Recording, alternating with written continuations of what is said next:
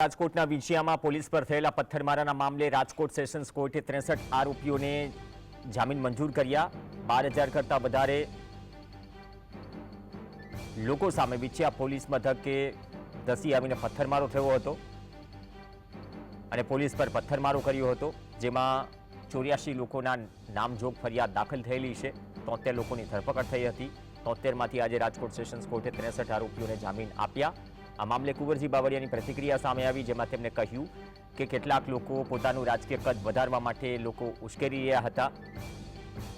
આજે એ લોકોને મારો સંદેશ છે કે આ વિસ્તારના લોકોને ખોટી રીતે ગુમરાહ કરી પોતાની રાજકીય કારકિર્દી વધારવા માંગી રહ્યા હતા, પરંતુ હું કોઈને અહીં ખાટવા નહીં દઉં।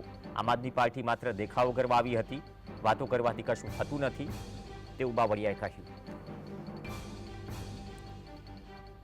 કેટલાક લોકો જે ગુમરાહ ફેલાવે છે કે કોળી સમાજ નહીં, એમાં કોળી સમાજના હતા અને અન્ય સમાજના લોકો પણ આ જેલમાં હતા।